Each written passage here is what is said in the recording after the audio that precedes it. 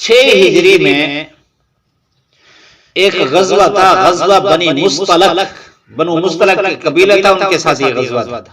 اس کو مریسیع بھی کہتے ہیں کیونکہ جس کنویں کے قریب وہ رہتے تھے اس کنویں کا نام تھا بیر مریسیع۔ تو 6 ہجری کو یہ پیش آیا۔ حضور اکرم صلی اللہ علیہ وسلم ہر سفر میں اپنی بیویوں میں سے کسی کو ساتھ لے جاتے تھے، قرآن اندازی کرتے جس کا نام نکلا تھا اس کو ساتھ لے جاتے تھے۔ تو اس سفر میں حضرت عائشہ رضی اللہ تعالی عنہ ساتھ تھی، اور یہ 6 ہجری کو واقعہ پیش آ رہا ہے۔ غالباً ان کی عمر اس وقت 12 سال تھی احادیث کی روشنی میں۔ تو آپ صلی اللہ علیہ وسلم ساتھ لے گئے۔ جب واپسی ہو رہی تھی تو ایک جگہ جنگل میں پڑاؤ ڈالا گیا۔ ترتیب یہ ہوتی تھی کہ حضرت امہات المؤمنین میں جو بھی ہوتی وہ کجاوے میں ہوتی، اوپر اس کے پردہ ہوتا، جس طرح خیمہ بنا ہوتا اس طرح خیمہ ہوتا تھا۔ جہاں وہ رکتا تھا قافلہ تو صحابہ کرام اس کجاوے کو اٹھا کر نیچے رکھ دیتے تھے، تو خیمے کا خیمہ نیچے آ جاتا تھا۔ تو اس میں وہ جو مستورات اپنا ضروریات بھی پوری کر لیتی تھی، آرام کرنا ہوتا وہ بھی کر لیتی تھی۔ جب کوچ کا وقت آتا پھر اعلان ہوتا تو پھر یہ اٹھ کر پھر یہ کجاوہ اٹھا کر اوپر رکھ دیا جاتا، پھر سفر شروع ہو جاتا تھا۔ یہ ترتیب ہوتی تھی۔ تو ایک جگہ پر جہاں پڑاؤ تھا اسی طرح خیمہ اٹھا کر نیچے رکھا وہ کجاوہ، رات رہے۔ صبح کو اعلان ہوا کوچ کا۔ جب اعلان ہوا تو اس وقت اعلان اس مقصد کے لیے تو کہ تیار ہو جاؤ، جس کے تقاضے وغیرہ ہیں وہ پورے کر لیں، سامان باندھنا ہے وہ باندھ لو، تو اس لیے پہلے اعلان ہوتا تھا۔ تو پہلے جیسے اعلان ہوا حضرت عائشہ رضی اللہ تعالی عنہ قضائے حاجت کے لیے وہاں سے باہر چلی گئی۔ تو قضائے حاجت کر کے واپس آئیں تو یوں گلے میں ہاتھ مارا تو گلے میں ہار نہیں تھا ان کا۔ تو آپ صلی اللہ علیہ وسلم کو یہ ہار بھی بڑا پسند تھا، اس لیے ان کو فکر لاحق ہوئی کہ کہیں گر گیا ہے یہ ہار۔ تو وہ ہار تلاش کرنے کے لیے پھر واپس چلی گئی۔ اب ہار کی تلاش میں اندھیرا تھا، ہار کی تلاش میں ان کو کافی وقت لگا۔ جب واپس آئی تو یہ قافلہ کوچ کر چکا تھا۔ صحابہ کرام جن کی خدمت تھی کہ کجاوہ اٹھا کر رکھنا ہے، انہوں نے کجاوہ اٹھا کر رکھ دیا، کیونکہ حضرت عائشہ رضی اللہ عنہا ابھی کم عمر تھی، ان کی جسامت اتنا نہیں تھی جس کا وزن محسوس ہو، تو انہوں نے وہی وزن سمجھا پہلے والا، تو اٹھا کر رکھ دیا۔ جب حضرت عائشہ رضی اللہ عنہا واپس آئیں دیکھا کجاوہ نہیں ہے، وہ قافلہ نہیں ہے، وہ تو چلا گیا۔ تو بہت سمجھدار تھے، انہوں نے سمجھداری کا مظاہرہ کیا کہ وہاں سے پیچھے نہیں بھاگی بلکہ ادھر ہی ٹھہر گئے، کیونکہ قافلہ پتہ نہیں کس طرف گیا ہے، رات کا وقت ہے، جنگل ہے، کوئی علامات بھی نہیں ہے کس طرف گیا۔ یہ سمجھداری یہی ہوتی ہے کہ آدمی جہاں سے گم ہوا وہیں ٹھہر جائے تاکہ تلاش کرنے والے وہیں ہیں۔ پیچھے بھاگنا کوئی سمجھداری نہیں ہے، نہ وہ اس کو ملیں گے نہ یہ ان کو ملے گا۔ تو حضرت عائشہ رضی اللہ عنہا وہاں بیٹھ گئی۔ اب رات کا وقت تھا اور پیچھے سفر کی تھکاوٹ بھی تھی، اس لیے ان کو نیند آ گئی۔ انہوں نے اپنے اوپر کپڑا اوڑھا اور وہیں سو گئی، اور یہی سوچ کر کہ جب اللہ کے نبی صلی اللہ علیہ وسلم نہیں پائیں گے مجھے تو بھیجیں گے کسی کو اور تو مجھے یہاں سے لے جائیں گے۔ ہوا اللہ کے نبی صلی اللہ علیہ وسلم کی ترتیب یہ تھی کہ ایک صحابی کو آپ ایک منزل پیچھے رکھتے تھے کہ جب قافلہ کوچ کر جائے تو پھر جب روشنی ہو تو اس وقت آ کر دیکھ لیں، کسی کا کوئی سامان رہ گیا ہو تو آپ پیچھے اٹھاتے ہیں۔ تو تھوڑی تھوڑی روشنی ہونے لگی تو اس قافلے میں حضرت صفوان بن معطل رضی اللہ تعالیٰ عنہ یہ پیچھے تھے۔ اب انہوں نے جب قریب آ کر دیکھا کوئی چیز محسوس ہوئی تو قریب آئے تو ان کو پتہ چل گیا یہ تو حضرت عائشہ رضی اللہ تعالیٰ عنہ ہے، اور پتہ اس لیے چلا کہ کوئی زیادہ وقت ان کو نہیں گزرا تھا، شادی کو 3 سال ہوئے تھے، اور اس سے پہلے وہ چھوٹی بچی تھی ان کو دیکھا ہوا تھا، تو اس لیے پہچان گئے کہ یہ تو حضرت عائشہ ہے۔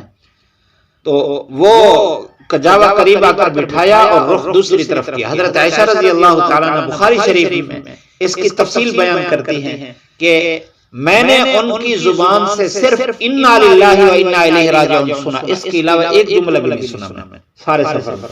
جو انہوں نے جب دیکھا تو انا للہ و انا الیہ راجعون کہا تو میری آنکھ کھلی، تو انہوں نے ساتھی کجاوا بٹھایا، میں سوار ہو گئی، تو وہ لے کر چلے۔ اب اگلی منزل میں پہنچے ہوئے تھے حضور صلی اللہ علیہ وسلم۔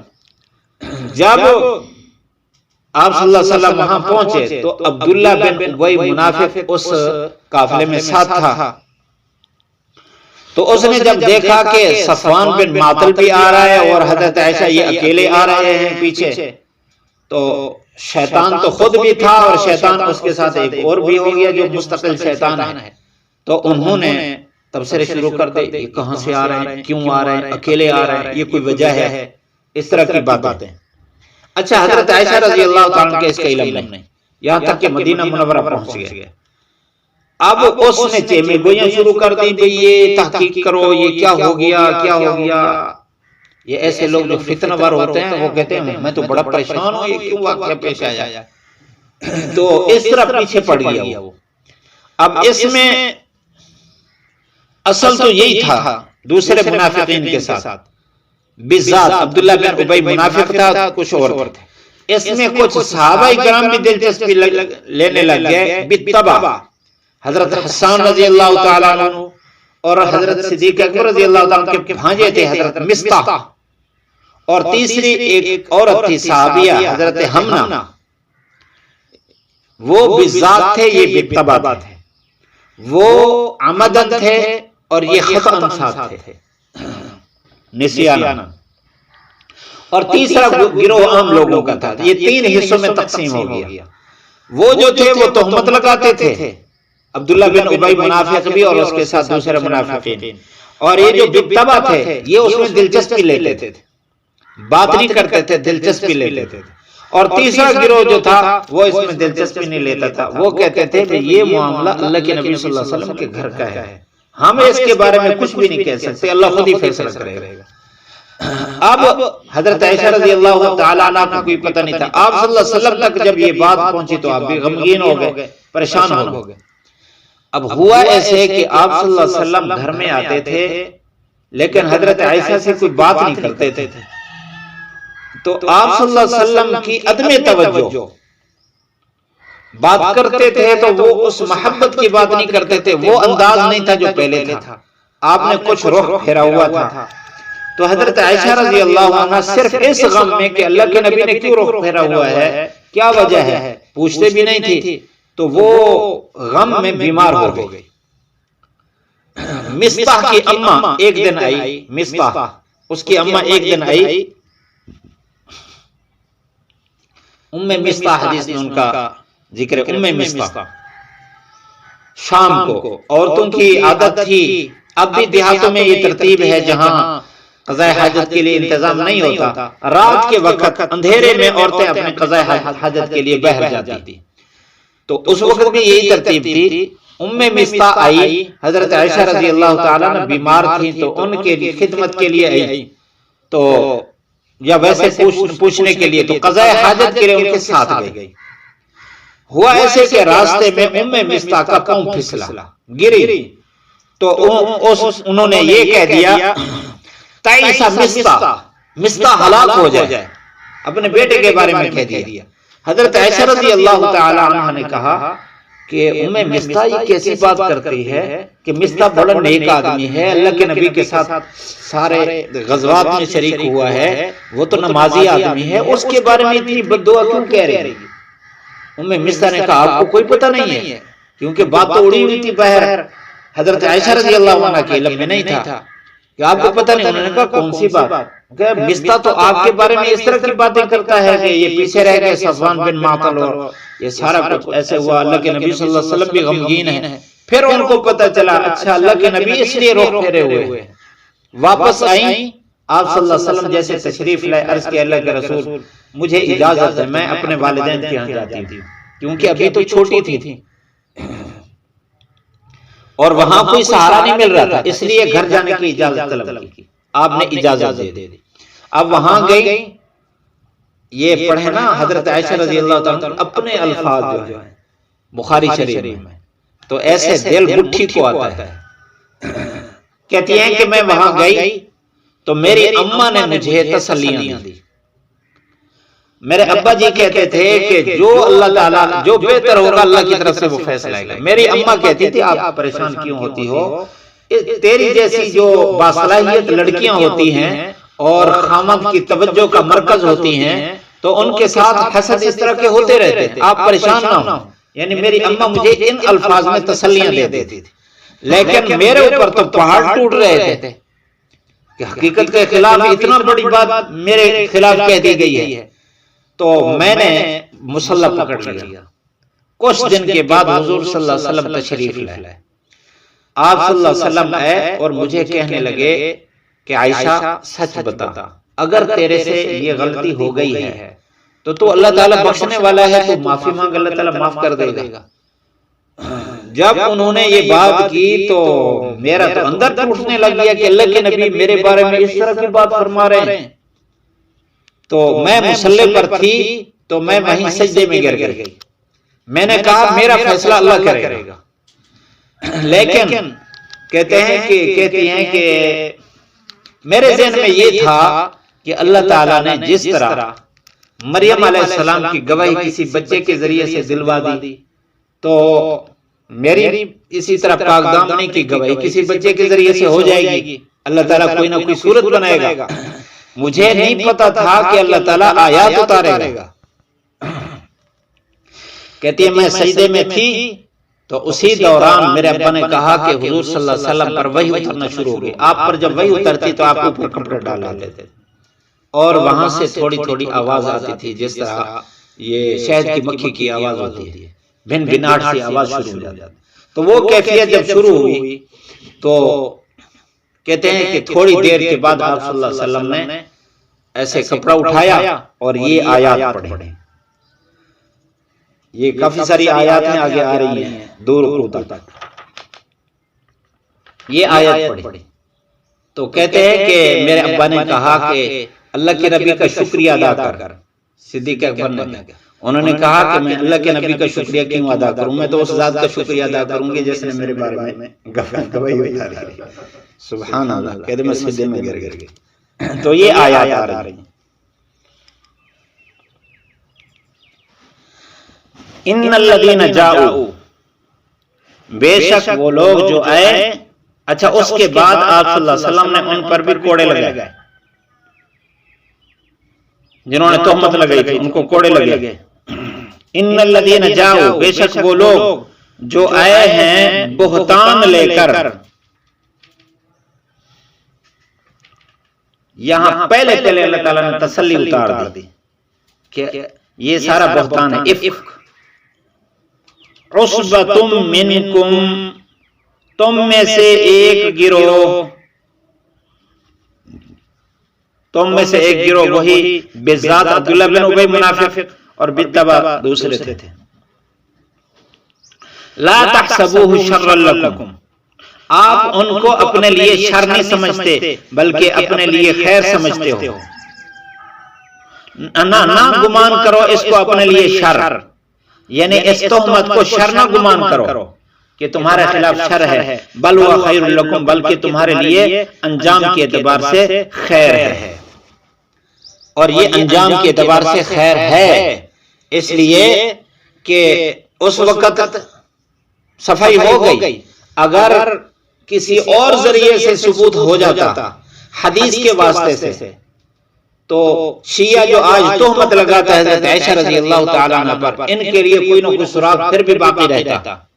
اللہ تعالیٰ نے قرآن کی آیات اتار کر انجام کے اعتبار سے بہتری اس طرح ثابت کی ہے کہ قیامت تک کوئی بھی حضرت عائشہ رضی اللہ تعالیٰ عنہ پر اگر بھونکے گا، کوئی تہمت لگائے گا، تو قرآن کی یہ آیات اس کو بتائیں گی کہ یہ افک ہے، جھوٹ ہے اور تمہارا ٹھکانہ جہنم ہے. وہ بھی تہمت لگاتے ہیں.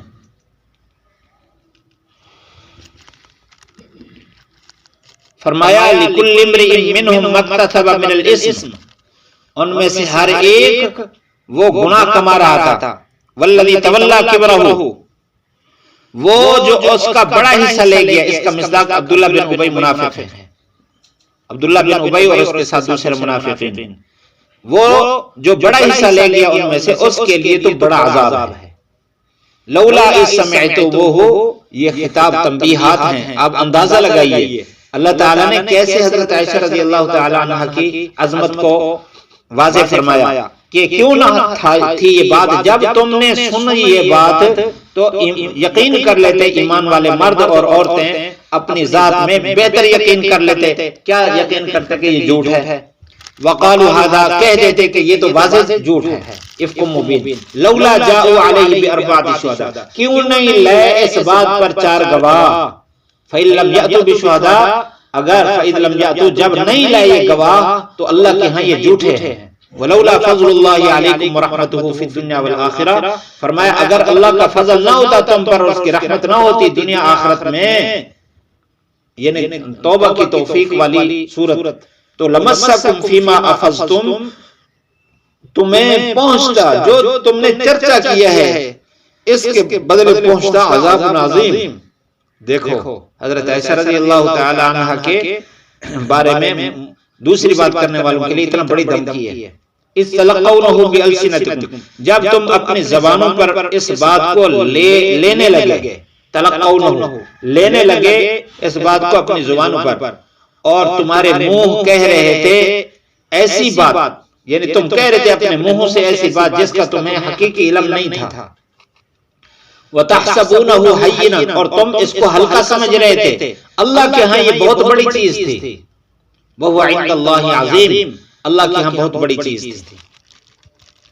وَلَوْلَا إِذْ سَمِعْتُمُوهُ، کیوں نہیں یہ بات جب تم نے یہ بات سنی تو تم کہہ دیتے ما یکون لنا ان نتکلم بہذا، ہمارے لیے مناسب نہیں ہے کہ ہم اس کے بارے میں بات کریں. سبحانک، پاک ہے تو اے اللہ، ھذا بہتان عظیم، یہ بہت بڑا بہتان ہے. یہ صفائی ہو گئی، اللہ تعالیٰ نے واضح کر دیا کہ یہ بڑا بہتان ہے. اب اس میں اللہ تعالیٰ نے بات فرمائی تم نے یہ کیوں نہیں کہا تھا کہ ہم اس کے بارے میں کچھ نہیں کہتے. حضور صلی اللہ علیہ وسلم نے اس دوران جب منافقین نے یہ بالکل اڑا دیا اور آپ صلی اللہ علیہ وسلم بڑے پریشان ہونے لگے تو اس دوران آپ نے اپنی خاص کابینہ کو بلایا. صدیق اکبر رضی اللہ تعالیٰ تو اس میں نہیں تھے کیونکہ ان کی تو بیٹی تھی. حضرت عمر رضی اللہ تعالیٰ عنہ، حضرت علی رضی اللہ تعالیٰ عنہ، ان سے آپ صلی اللہ علیہ وسلم نے مشورہ کیا. حضرت علی رضی اللہ تعالیٰ سے پہلے مشورہ کیا. انہوں نے کہا اللہ کے رسول، آپ کے لیے دوسری عورتیں تھوڑی ہیں، آپ چھوڑیں، کسی اور سے نکاح کر لیں. پھر حضرت عمر رضی اللہ تعالیٰ سے پوچھا، انہوں نے کہا کہ اللہ کے رسول یہ بتائیں آپ نے اپنی مرضی سے نکاح کیا تھا یا اللہ کی طرف سے حکم آیا تھا؟ آپ نے فرمایا کہ یہ تو مجھے جبرائیل علیہ السلام صورت لے کر آ کر دکھائی کہ یہ اللہ تعالیٰ نے آپ کی بیوی پیدا کی ہے، یہ آپ کی بیوی ہے، تو میں نے تو اللہ کے حکم سے نکاح کیا. فرمایا کہ اللہ تعالیٰ آپ کے جسم پر مکھی کو نہیں آنے دیتا تو آپ کے بستر پر ایسی عورت کو کیسے آنے دے گا؟ یہ بہتان ہے. اس لیے حضرت عائشہ رضی اللہ تعالیٰ فرماتی تھی وہ جب حضرت عمر رضی اللہ تعالیٰ عنہ شہید ہوئے تو انہوں نے اجازت مانگی کہ میں روضہ اقدس میں اپنی قبر چاہتا ہوں. تو حضرت عائشہ رضی اللہ تعالیٰ عنہ نے یہ فرمایا تھا کہ یہ جگہ ویسے تو میں نے اپنے لیے رکھی تھی کیونکہ حضرت عائشہ کا اپنا گھر تھا، ان کی اپنی ملکیت تھی، یہ جگہ میں نے اپنے لیے رکھی تھی، لیکن عمر کا مجھ پر ایک احسان ہے، اس احسان کی وجہ سے میں ان کے اس سوال کو رد نہیں کر سکتی. وہ احسان یہی تھا کہ اس وقت انہوں نے گواہی دی تھی. اور حضرت عائشہ حضرت علی رضی اللہ تعالیٰ عنہ سے ابتدا میں ناراض بھی ہوئی کہ آپ نے اس طرح کی بات کیوں کی تھی کہ ان کو چھوڑ کر دوسرا نکاح کر لو. لیکن وہ ماں بیٹا تھے، ماں بیٹے کے درمیان جس طرح ناراضگی سلو ہوتی ہے اسی طرح کی تھی اور ایسا کوئی بڑا معاملہ نہیں تھا. ولولا اذ سمعتموه، اچھا یعظکم اللہ، اللہ تمہیں نصیحت کرتا ہے ان تعودوا لمثلہ ابدا ان کنتم مؤمنین. یہ شیعوں کا زبردست رد ہے. فرمایا اللہ تعالیٰ تمہیں نصیحت کرتا ہے کہ اس طرح کی بات کبھی بھی نہ لوٹانا، ابدا قیامت تک اس طرح کی بات کبھی بھی نہیں لوٹانا. ان کنتم مومنین، اگر تم مومن ہو. وہ کہتے ہیں اپنے آپ کو مومن ہے لیکن بات یہی لوٹاتے ہیں. وہ مومن کہاں ہیں؟ قرآن کی اس آیت سے تو ان کا مومن ہونا بھی ختم ہو گیا. یبین اللہ لکم الآیات، اللہ تعالیٰ تمہارے لیے نشانیاں بیان کرتا ہے اور اللہ تعالیٰ حکمت والا جاننے والا حکمت والا ہے۔ ان الذین یحبون، بے شک وہ لوگ جو پسند کرتے تھے کہ چرچا کریں بے حیائی کا ان لوگوں میں جو ایمان لائے، ان کے لیے دردناک عذاب ہے دنیا میں بھی آخرت میں بھی۔ اللہ تعالیٰ جانتا ہے، تم نہیں جانتے۔ ولولا فضل اللہ، پھر فرمایا کہ اگر اللہ تعالیٰ کا فضل نہ ہوتا تم پر اور اس کی رحمت نہ ہوتی تو لعجل لکم، یہ کہ اس عذاب کو جلدی دے دیتا ہے، اس کا جواب محذوف ہے۔ لعجل لکم یعجل لکم واللہ وان اللہ رؤوف الرحیم، اللہ تعالیٰ مہربان ہے، رحمت والا ہے۔ یا ایھا الذین آمنوا لا تتبعوا خطوات الشیطان، اے ایمان والو شیطان کی خطوات کے پیچھے نہ چلو۔ جو شیطان کے خطوات کہتے ہیں قدموں کے درمیان کا فاصلہ، مراد اس سے وہ قدم پر قدم رکھنا، یعنی اس کی اتباع کرنا۔ وہ فحشاء اور منکر کا حکم کرتا ہے۔ فحشاء کہتے ہیں بے حیائی کو، اور منکر کہتے ہیں غلط بات کو۔ ولولا فضل اللہ، پھر فرمایا اگر اللہ کا تم پر فضل نہ ہوتا، اس کی رحمت نہ ہوتی، ما زکا منکم، تو تم میں سے کوئی ایک بھی پاک صاف نہ ہوتا۔ لیکن اللہ تعالیٰ پاک کرتا ہے جس کو چاہتا ہے۔ اب ان کو جب لگی حد قذف تو انہوں نے توبہ کر لی، تو اللہ تعالیٰ نے ان کی پاکیزگی کا ذکر فرما دیا۔ وہ صحابہ جو تھے سچے، ان کی بات ہے جو بتبع تھے۔ اللہ تعالیٰ سننے والا جاننے والا ہے۔ ہوا یہ کہ صدیق اکبر رضی اللہ تعالیٰ عنہ دیتے تھے خرچہ، مصطاح کو، اپنے بھانجے کو خرچہ دیتے تھے، غریب تھا وہ، خرچہ دیتے تھے۔ تو جب اس نے بھی، اس کی بات بھی آگے کہ وہ تہمت میں ساتھ شامل ہو گیا ان کے، صدیق اکبر رضی اللہ تعالیٰ عنہ ان کا وظیفہ بند کر دیا کہ یہ تو ہمارے گھر پر اس طرح کی بات کرتا ہے۔ تو اللہ تعالیٰ کی طرف سے سفارش ہے کہ اب توبہ اس کی قبول ہو چکی ہے، اللہ نے پاک کر دیا اس کو، لہذا وظیفہ جاری کر دیجیے۔ تو فرمایا ولا یأتل، یہاں صدیق اکبر رضی اللہ عنہ کی عظمت بھی واضح ہو رہی ہے۔ اولو الفضل منکم کا مصداق صدیق اکبر رضی اللہ تعالیٰ عنہ۔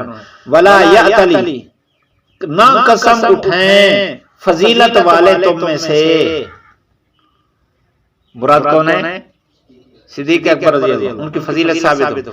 فضیلت والے اور وسعت والے کہ ان یؤتوا اولی قربا، اس بات سے قسم نہ اٹھائیں کہ وہ دیں گے قریبی رشتہ داروں کو، یعنی نہیں دیں گے قریبی رشتہ داروں کو، مساکین و مہاجرین کو جو اللہ تعالیٰ کے راستے میں جہاد کرنے والے ہیں، مراد اس سے وہی ہے۔ وَلْيَعْفُوا، اس کو چاہیے کہ معاف کر دے دل سے، وَلْيَصْفَحُوا، اور زبان سے بھی درگزر کر دے۔ یعفو، دل سے معاف کرنے کے بعد زبان سے تانا بھی نہیں دینا، یہ زبان سے معاف کرنے کے بعد دل میں نہیں رکھنا، دل سے بھی معاف کر دے، زبان سے بھی۔ الا تحبون، کیا تم پسند نہیں کرتے کہ اللہ تعالیٰ تمہاری بخشش فرمائے؟ اللہ تعالیٰ بخشنے والا، رحم کرنے والا ہے۔ تو جب یہ آیت اتری تو صدیق اکبر رضی اللہ تعالیٰ نے فوراً جواب دیا، بلا ربنا انا نحب، ہم پسند کرتے ہیں تیری مغفرت کو۔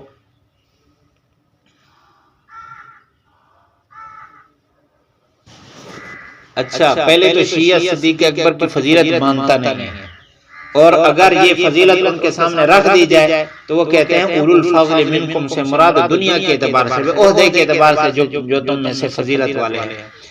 حالانکہ وسعتی بتا رہا ہے کہ اولو الفضل دین کے اعتبار سے ہے، وسعتی یہ دنیا کے اعتبار سے فضیلت والا وہ ہوتا ہے جو وسعت والا ہو۔ تو دنیا کی فضیلت الگ بیان کی گئی، یہ دینی فضیلت اللہ تعالیٰ نے بیان فرمائی۔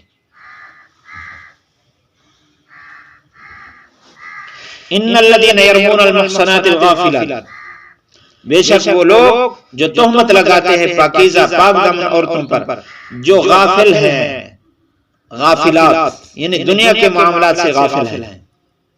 یہ حضرت عائشہ رضی اللہ تعالیٰ کی صفات ہیں کہ محصنات غافلات مؤمنات کہ ایمان والی ہیں اور غافل ہیں۔ یہ غافل کس حیثیت سے فرمایا؟ اس وقت آپ صلی اللہ علیہ وسلم نے تحقیقات میں جب آپ پریشان تھے تو آپ چاہتے تھے کہ کہیں سے مجھے تائید ملے، تو آپ نے حضرت بریرہ رضی اللہ تعالیٰ عنہ سے بھی پوچھا یہ باندھی تھی آپ صلی اللہ علیہ وسلم کی آزاد کردہ، کہ آپ جو حضرت عائشہ کے ساتھ رہتی ہے، کیونکہ جو غلط عورت ہو تو وہ اپنی سہیلیوں کے سامنے کبھی کسی وقت بھی وہ بات کھول دیتی ہے، کوئی تذکرہ کر دیتی ہے، تو آپ جو اس کے ساتھ رہتی، آپ بتائیں عائشہ کیسی ہے؟ تو انہوں نے جو تعریف کی ہے، انہوں نے کہا کہ عائشہ کے بارے میں آپ پوچھتے ہو، وہ تو دنیا کے معاملات سے اتنا غافل ہے کہ وہ آٹا گوندھ رہی ہوتی ہے تو اس کو نیند آ جاتی ہے اور بکری آٹا کھا جاتی ہے، یعنی دنیا کے اعتبار سے اتنا غافل ہے معاملات سے کہ وہ آٹا گوندھتے اس کو نیند آ جاتی ہے اور بکری آٹا کھا جاتی ہے، اس کو پتہ ہی نہیں چلتا۔ تو اللہ تعالیٰ نے یہاں وہی صفت بیان فرمائی کہ ان عورتوں پر تہمت لگاتے ہیں جو پاکیزہ ہیں اور دنیا کے معاملات سے غافل ہیں اور ایمان والیاں ہیں۔ اس لیے علماء فرماتے ہیں کہ وہ عورت جو زیادہ چالاک نہ ہو دنیا کے اعتبار سے، اس سے نکاح کرو۔ لوگ کوشش کرتے ہیں کہ وہ پی ایچ ڈی ہو، ڈاکٹرین ہو، اور اسی طرح کم از کم یہ ہے کہ اس کا کیا کہتے ہیں ایف اے ہو، ایم اے ہو، اس سے نکاح کریں اپنے بچوں کا، تو یہ لوہے کے چنے چبواتی ہیں۔ تو جو دنیا کے معاملات سے غافل ہو، سادہ طبیعت کی ہو، وہ گھر میں ٹھیک رہتی ہے۔ تو اللہ تعالیٰ نے صفات اسی حیثیت سے بیان کی کہ دنیا کے معاملات سے غافل ہے۔ لعنوا، لعنت کی گئی اس کو دنیا اور آخرت میں، لہم عذاب عظیم، ان کے لیے بڑا عذاب ہے۔ یوم تشہد علیہم السنتہم، اس دن کو یاد کیجئے جس دن ان پر ان کی زبانیں گواہی دیں گی اور ان کے ہاتھ بھی گواہی دیں گے، ان کے پاؤں بھی گواہی دیں گے جو کچھ یہ کر رہے ہیں۔ اس دن اللہ تعالیٰ ان کو دینہم الحق، دین یہاں سزا کے معنی میں ہے بدلہ، کہ اللہ تعالیٰ ان کو ان کا پورا بدلہ دے گا، حق یعنی واجبی سزا پوری دے گا۔ اور اللہ تعالیٰ جانتا ہے، یہ جانتے ہیں کہ اللہ تعالیٰ وہ حق ہے، ان اللہ حق المبین، حق ہے اور وضاحت کرنے والا ہے۔ الخبیثات للخبیثین، خبیث عورتیں خبیث مرد کے لائق ہیں، خبیث مرد خبیث عورتوں کے لائق ہیں، پاکیزہ عورتیں پاکیزہ مردوں کے لائق ہیں، پاکیزہ مرد پاکیزہ عورتوں کے لائق ہیں۔